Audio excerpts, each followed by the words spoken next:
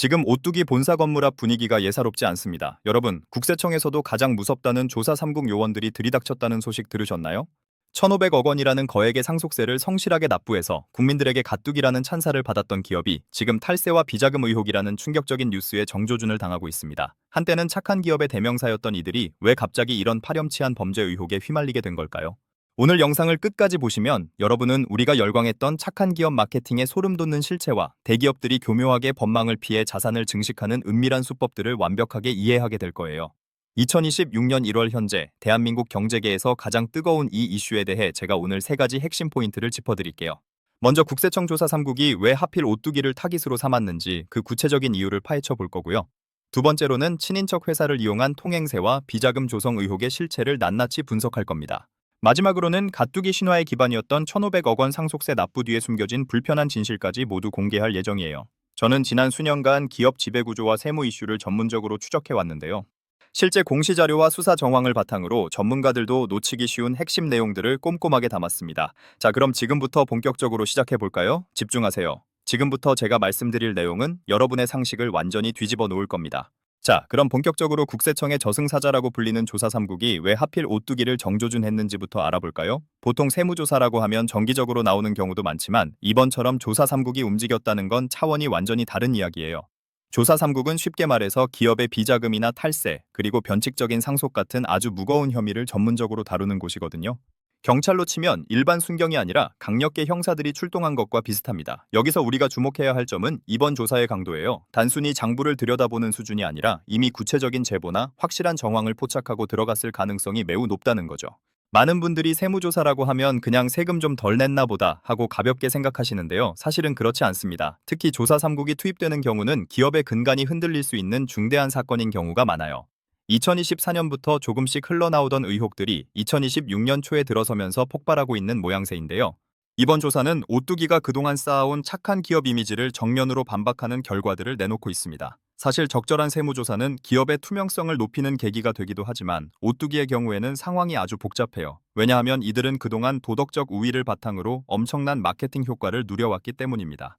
구체적인 사례를 하나 들어볼게요. 이번 조사의 핵심 쟁점 중 하나가 바로 면사랑이라는 회사와의 거래입니다. 면사랑은 오뚜기 오너 일가의 친인척이 운영하는 회사로 잘 알려져 있는데요. 오뚜기가 직접 국수를 만들 수 있는 충분한 설비를 갖추고 있음에도 불구하고 굳이 이 회사를 거쳐서 물건을 공급받았다는 의혹이 제기됐어요. 이게 바로 전형적인 통행세 수법이거든요. 중간에 친인척 회사를 슬쩍 끼워 넣어서 아무런 실질적 역할도 하지 않고 이익만 챙겨가게 만드는 거죠. 2024년 중반부터 국세청은 이 거래 과정에서 비정상적인 자금 흐름이 있었다는 점을 집중적으로 파헤치기 시작했습니다. 그럼 여기서 여러분이 궁금해하실 거예요. 통행세라는 게 정확히 어떤 문제가 되는 걸까요? 쉽게 비유하자면 여러분이 빵집에서 빵을 사려고 하는데 주인 아들이 문 앞에 서서 아무 이유 없이 통행료를 받는 것과 같아요. 빵 가격은 똑같은데 그중 일부가 주인 아들의 주머니로 쏙 들어가는 구조인 거죠. 기업 입장에서는 주주들에게 돌아가야 할 소중한 이익이 오너 일가의 사익으로 변질되는 거라서 아주 심각한 배임 행위가 될 수 있습니다. 오뚜기 같은 상장 기업은 수많은 소액 주주들의 돈으로 운영되는 곳인데 이런 식으로 이익을 빼돌린다면 그 피해는 고스란히 투자자들에게 돌아가게 됩니다. 심층적으로 분석해보면 이런 행위는 단순히 도덕적인 문제를 넘어 세법상으로도 아주 큰 범죄예요. 부당지원 행위에 해당하거든요. 실제 2023년과 2024년 공정거래위원회의 자료를 보면 이런 식의 일감 몰아주기로 적발된 기업들의 과징금 규모가 매년 수천억 원에 달합니다. 전문가들은 오뚜기가 왜 이런 위험천만한 선택을 했는지 의문을 제기합니다. 브랜드 이미지가 그 어느 기업보다 중요한 곳인데 말이죠. 하지만 그 배경에는 2차, 3차 승계라는 아주 현실적이고도 절박한 고민이 숨어 있었을 거라는 분석이 지배적입니다. 데이터로 보면 상황은 더 명확해집니다. 오뚜기와 면사랑의 거래 규모는 매년 수백억 원 단위를 기록해왔어요. 전체 매출에서 차지하는 비중이 아주 크지는 않더라도 거기서 발생하는 마진율을 따져보면 이야기가 완전히 달라집니다. 특히 오뚜기 라면 같은 주요 제품의 원재료를 공급받는 과정에서 이런 일이 벌어졌다면 소비자 가격에도 은밀하게 영향을 미쳤을 가능성이 크죠. 여러분이 편의점에서 오뚜기 라면을 살 때 기분 좋게 냈던 돈의 일부가 어쩌면 오너 일가의 비자금으로 흘러들어갔을지도 모른다는 뜻입니다. 그렇다면 여러분은 지금 이런 생각이 드실 거예요. 아니, 그동안 그렇게 착한 척하더니 뒤에서는 이런 짓을 했다고? 설마 사실일까? 네, 바로 이 부분이 핵심입니다. 겉으로는 심장병 어린이를 돕고 비정규직을 정규직으로 전환한다고 대대적으로 홍보하면서 뒤에서는 아주 고전적이고 구태의연한 수법으로 사익을 챙겼다는 의혹이죠. 하지만 이게 끝이 아닙니다. 진짜 충격적인 반전은 오너 일가의 개인 부동산 개발비와 관련된 의혹에 있어요. 다음 내용으로 넘어가기 전에 잠깐 숨을 고르세요. 지금부터 말씀드릴 내용은 훨씬 더 구체적이고 노골적이거든요. 자, 이제 더 중요한 이야기를 해볼게요. 혹시 회사 돈으로 개인 땅을 개발한다는 게 상상이 가시나요? 국세청은 오뚜기 오너 일가가 소유한 개인 부동산의 개발 비용을 회사가 대신 지불했다는 의혹을 포착했습니다. 이게 만약 사실로 밝혀진다면 이건 명백한 횡령이자 배임입니다. 회사의 자산은 주주들의 것인데 그걸 개인의 재산을 불리는 데 사용했다는 거니까요. 2025년 국정감사에서도 이 문제가 언급될 정도로 사안이 아주 엄중했습니다. 당시에 국회의원들이 이 문제를 따져 물었을 때 오뚜기 측은 명확한 답변을 내놓지 못했었죠. 이게 무슨 말이냐면 예를 들어 여러분이 회사 법인카드로 여러분 집 인테리어를 했다고 생각해 보세요. 당연히 안 되는 일이잖아요. 그런데 대기업 오너들이 이런 유혹에 자꾸 빠지는 이유는 그 규모와 회계 처리가 복잡해서 절대 안 걸릴 거라고 착각하기 때문이에요. 하지만 이번에는 국세청 조사 3국이 작정하고 털었습니다. 수십 년치의 회계 장부를 대조하고 자금의 최종 목적지를 끝까지 추적한 끝에 수상한 흐름을 발견한 거죠. 전문가들은 이번 조사가 단순히 세금 몇 푼 더 거두려는 게 아니라 기업 지배구조의 근본적인 고질병을 바로잡으려는 의도가 있다고 보고 있습니다. 실제로 비슷한 사례가 과거에도 종종 있었어요. 다른 식품 대기업인 A사의 경우에도 비슷한 수법으로 비자금을 조성했다가 총수가 구속되는 사태까지 벌어졌었죠. 오뚜기는 그동안 이런 추잡한 뉴스에서 자유로운 기업인 줄 알았는데 이번 세무조사 결과를 보면 결코 그렇지 않았다는 게 속속들이 드러나고 있습니다. 특히 협력업체들로부터 리베이트를 받았다는 정황까지 나오고 있어서 충격은 더 커지고 있어요. 협력업체의 납품 단가를 올려주는 대신 그 차액을 다시 오너 일가의 주머니로 돌려받는 방식이죠. 여기서 우리가 주목해야 할 점은 이런 행위들이 아주 오랜 기간 조직적으로 이루어졌다는 의심입니다.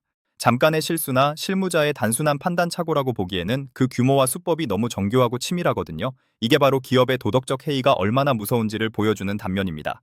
가뚝이라는 아름다운 수식어가 오히려 이런 불법 행위들을 가려주는 튼튼한 방패막이 역할을 했던 건 아닐까 하는 합리적인 의구심이 드는 지점이죠.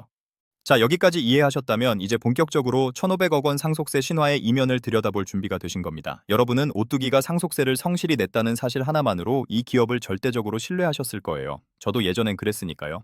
그런데 말이죠. 여기서 엄청난 반전이 있습니다. 그 엄청난 세금을 낼 돈이 대체 어디서 나왔을까요? 단순히 월급을 꼬박꼬박 모아서 냈을까요? 아니면 개인 주식을 팔아서 냈을까요?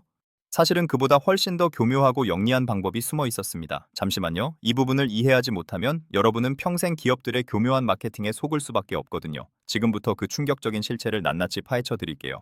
여러분, 혹시 터널링이라는 용어를 들어보셨나요? 경제 용어라 좀 생소하실 텐데 쉽게 설명하자면 기업의 이익을 터널을 파듯이 몰래 빼돌려 오너 일가가 지배하는 다른 회사로 옮기는 기법을 말해요.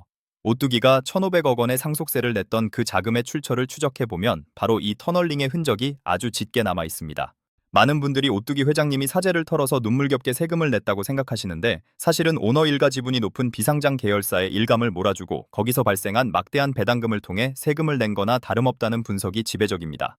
물론 상속세를 낸 건 명백한 팩트입니다.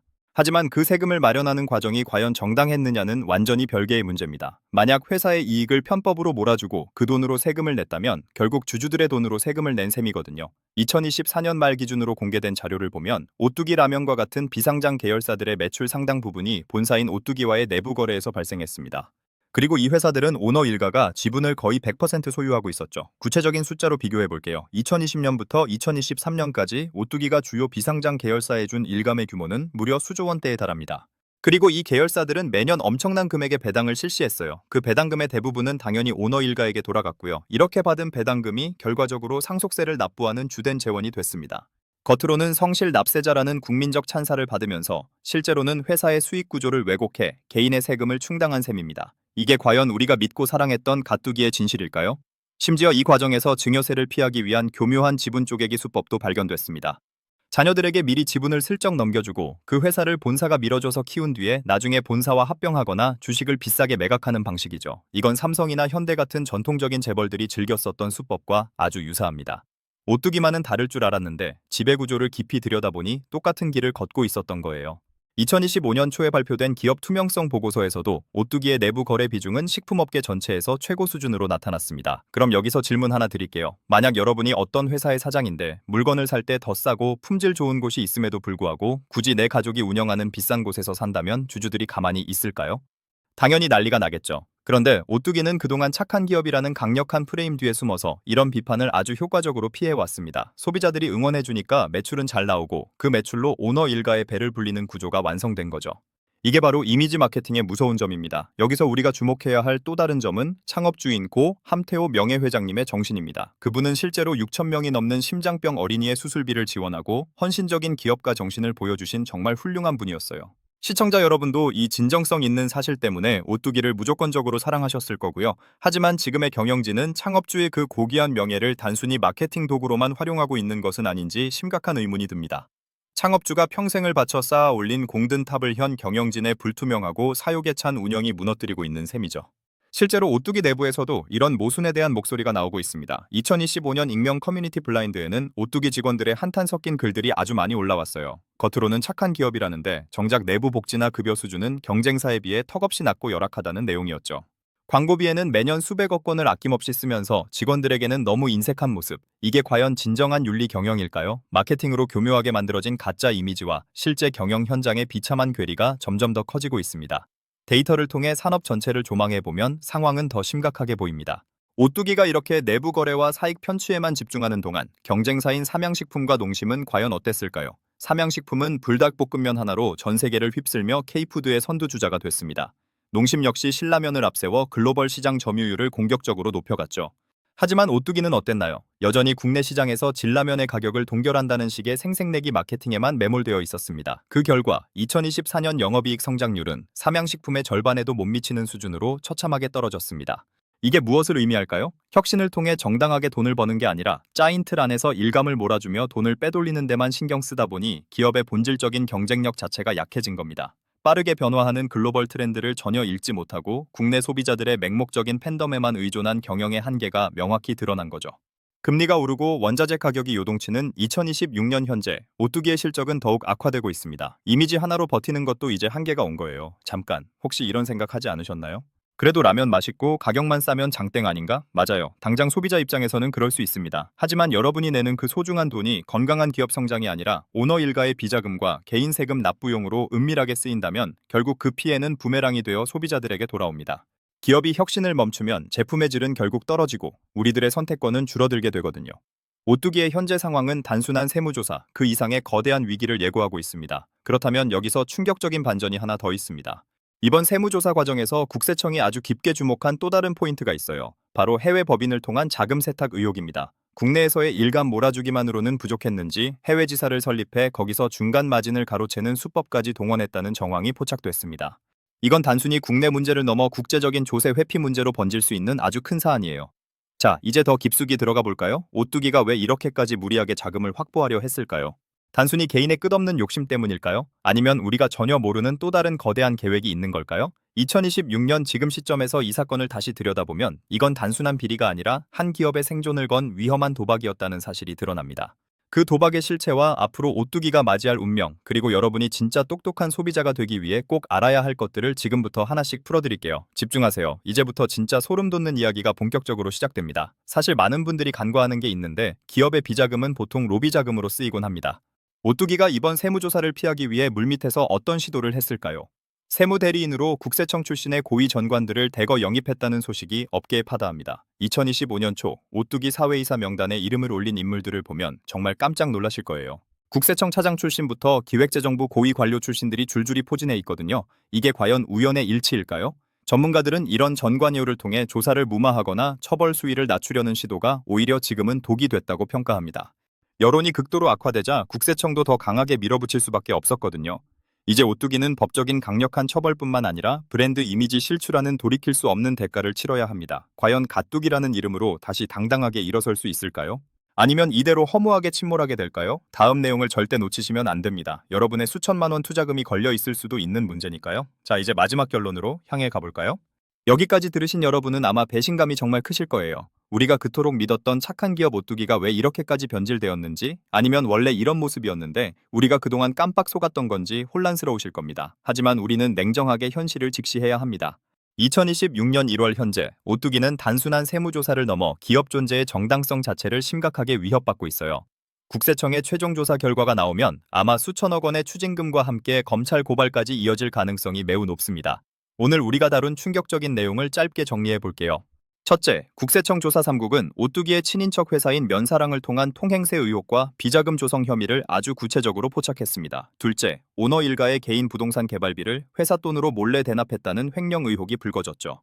셋째, 우리가 그토록 칭송했던 1,500억 원 상속세는 사실 일감 몰아주기를 통한 터널링 공법으로 마련된 자금이었다는 점입니다. 이 모든 추악한 진실이 결합되어 가뚝이라는 두꺼운 가면에 금이 가기 시작한 거예요. 그럼 여기서 우리는 어떤 교훈을 얻어야 할까요? 가장 중요한 건 기업의 화려한 마케팅과 실체적 진실을 명확히 구분하는 눈을 길러야 한다는 겁니다. 기업이 착한 일을 하는 건 정말 좋은 일이죠. 하지만 그 선행이 불법적인 행위를 덮기 위한 수단으로 악용된다면 그건 명백한 기만입니다. 오뚜기 사례는 우리에게 진정한 윤리 경영이란 무엇인지, 그리고 우리 기업들의 고질적인 지배구조 문제가 얼마나 심각한지를 여실히 보여주고 있습니다.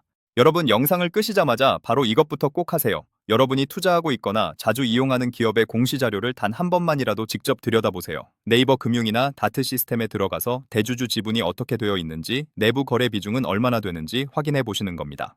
5분도 안 걸리는 이 아주 간단한 작업이 여러분의 소중한 자산을 지키는 가장 확실한 첫걸음이 될 거예요. 특히 오너 일가의 지분이 비상식적으로 높은 비상장 계열사가 있다면 일단 의심해 봐야 합니다. 이 영상이 조금이라도 도움이 되셨다면 좋아요 버튼 한 번만 꾹 눌러주세요. 더 많은 분이 이 진실을 알고 올바른 소비 결정을 내릴 수 있도록 이 영상이 널리 공유되었으면 좋겠습니다. 여러분의 작은 클릭 하나가 우리 경제 생태계를 더 투명하고 정의롭게 만드는 아주 큰 힘이 됩니다. 구독은 강요하지 않겠지만 앞으로도 이런 깊이 있는 경제 분석을 계속 보고 싶으시다면 알림 설정까지 해주시면 정말 감사하겠습니다.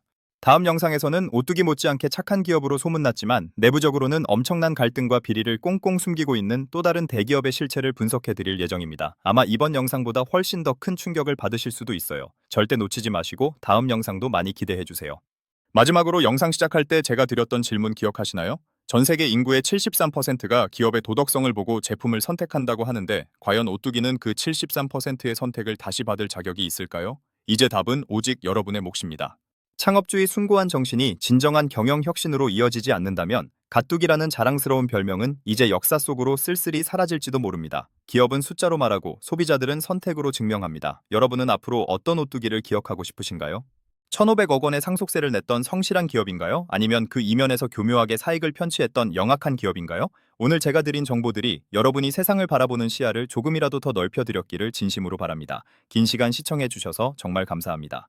저는 여러분이 더 현명해질 수 있는 알찬 경제 정보를 들고 다시 찾아오겠습니다. 오늘 하루도 투명하고 정의로운 경제 생활 하시길 진심으로 응원합니다. 지금까지 15년차 콘텐츠 전략가였습니다. 감사합니다. 자, 이제 진짜 마지막으로 딱 하나만 더 말씀드리고 싶어요. 경제는 생물과 같아서 지금 이 순간에도 상황이 계속 급변하고 있습니다. 제가 말씀드린 2026년 1월 현재의 데이터도 다음 달이면 또 달라질 수 있어요. 항상 비판적인 시각을 유지하시고 정보의 홍수 속에서 진짜 알맹이 진실을 찾아내는 지혜를 가지시길 바랍니다. 다시 한번 깊이 감사드립니다. 건강하고 행복한 하루 보내세요. 혹시라도 이 영상 내용 중에 더 궁금한 점이 있거나 오뚜기 세무조사와 관련해 본인이 알고 있는 또 다른 제보가 있다면 댓글로 편하게 남겨주세요. 여러분의 소중한 댓글 하나하나가 다음 콘텐츠를 만드는 밑거름이 됩니다.